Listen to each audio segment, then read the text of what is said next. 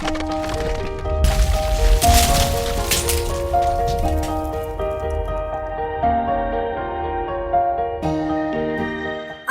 Recipe কড়াইশুঁটি দিয়ে পালং শাক ভাজা।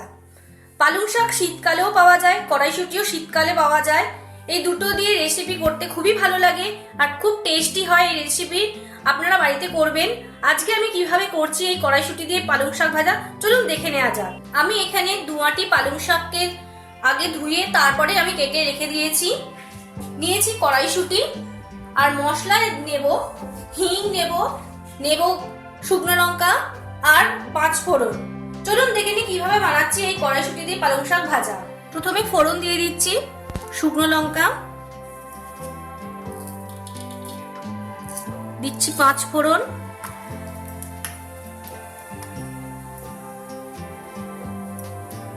দিচ্ছি, হিং। মশলাগুলো একটু ভেজে নেব।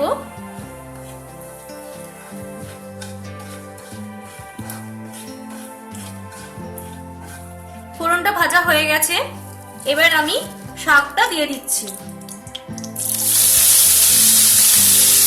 সব শাকটা একবারে দেওয়া যাবে না, আমি তাই একটু একটু করে দিয়ে ভেজে নেব। তারপরে নুন, মিষ্টি, হলুদ দেব।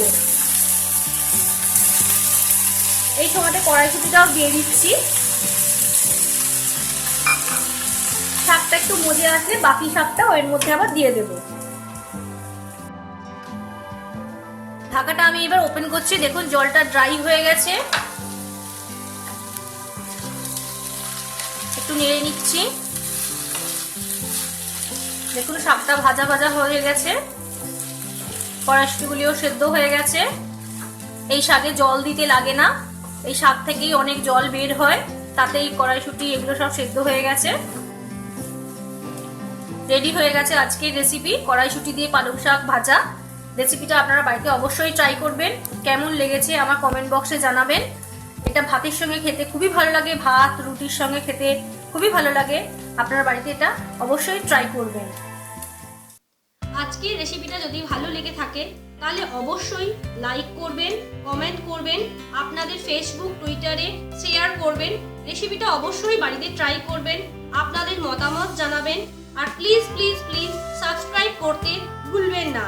সাবস্ক্রাইব যদি না করে থাকেন তাহলে অবশ্যই সাবস্ক্রাইব করুন, তাহলে আমার নিত্য নতুন রান্নার আপডেটগুলো আপনারা জানতে পারবেন। সুস্থ থাকবেন, ভালো থাকবেন। আবার নতুন রেসিপি নিয়ে হাজির হব। নমস্কার।